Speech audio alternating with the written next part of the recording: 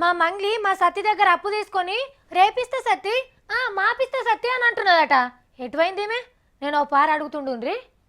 మంగ్లి ఏంది సావిత్రి, ఏందో అప్పు గిప్పు అంటున్నావు? ఎవరిని? ఇంకెవరినమ్మా?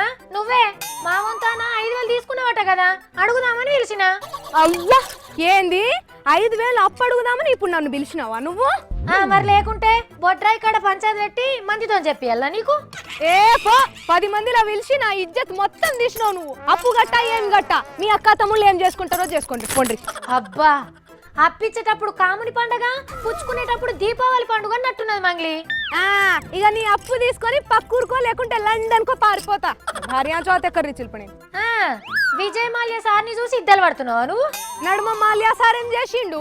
అరే, బ్యాంకుల్లో తన అప్పులు తీసుకొని కట్టకుండా బయట దేశం పారిపోతే అది తప్పు కాదా? ఆయన ఆస్తులు గిస్తులు ఇండ్లు గిండ్లు కంపెనీలు అన్ని ఈండే ఉన్నాయి. ఆయన ఏమన్నా నెత్తినేసుకొని తిరుగుతున్నాడా? ఏంది మంగ్లి, నీకేమన్నా ₹1,00,00,000 అప్పు ఉంచుతాని చెప్పిండా ఏంది? మాల్యా మంచోడని ఢిల్లీలా జంతర్ మంతర్ రోడ్డు కాడ ధర్నా కూడా చేస్తా. నీకేమన్నా నష్టమా? ఏవే, ఏంది మంగ్లి నువ్వు గాయనకు సపోర్ట్ చేస్తున్నావు?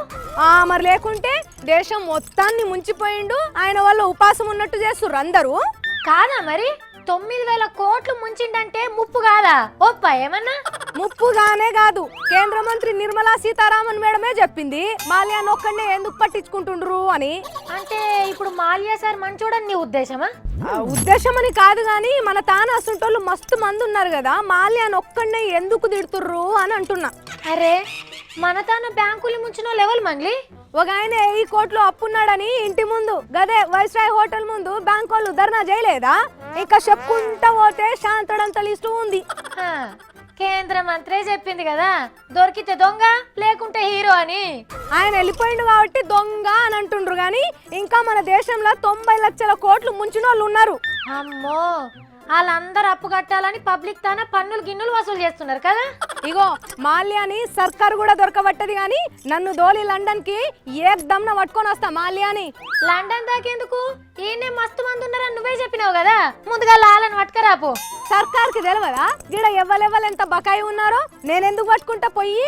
మరి లండన్ పోయి మాల్యం దొరకబడతాన్నావు కదా, గీళ్ళని పట్టుకోలేవా నువ్వు?